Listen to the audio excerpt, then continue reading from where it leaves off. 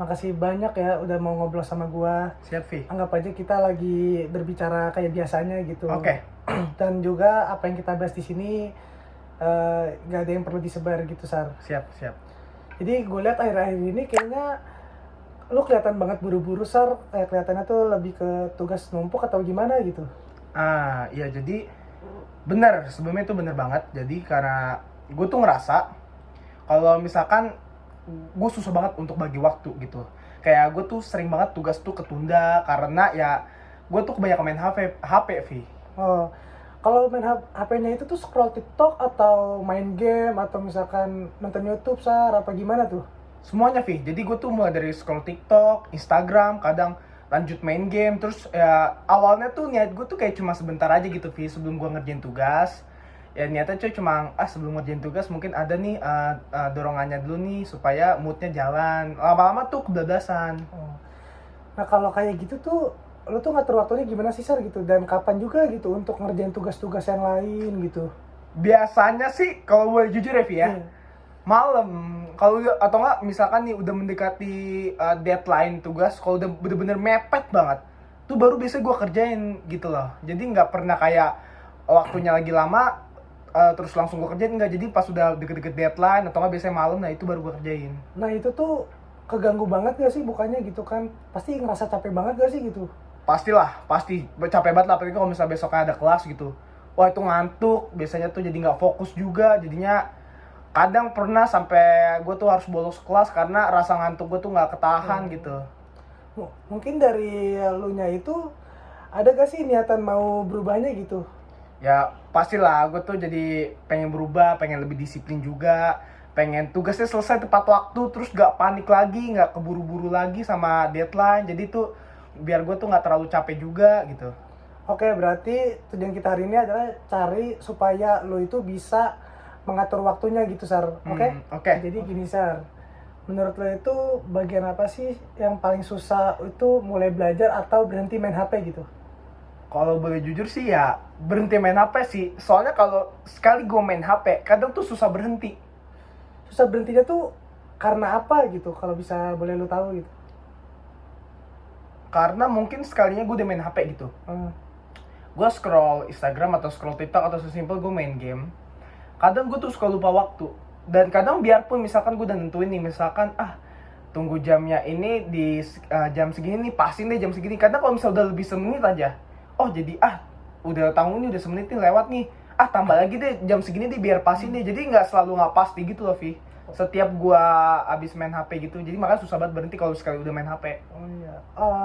Kalau gitu gimana kalau kita misalnya mulai dari sekarang itu bikin aturan sederhana gitu, Sar. Aturan ini misalkan pulangnya sekolah langsung istirahat ataupun kerjaan tugas itu selama 1 jam sebelum buka HP gimana? Boleh banget, boleh banget. Terus setelah ada tugas itu lu boleh main HP maksimal 1 jam gitu.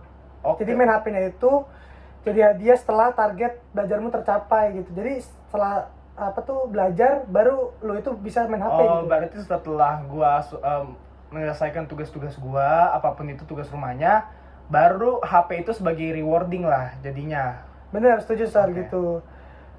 Terus juga jadi kita nggak perlu menghilangkan kebiasaan itu tapi pelan-pelan jadi mengaturnya lebih baik gitu, Sar. Oke, siap, Vi. Siap, siap, siap.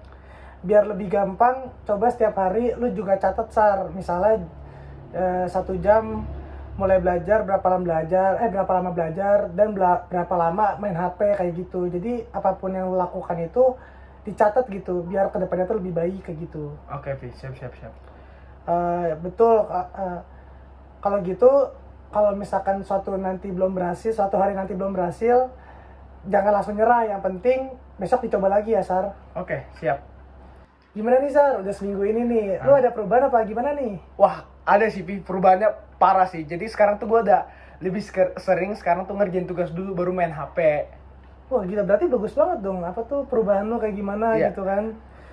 Dan juga menurut lu itu apa sih yang paling ngebantu lu untuk proses perubahan ini gitu?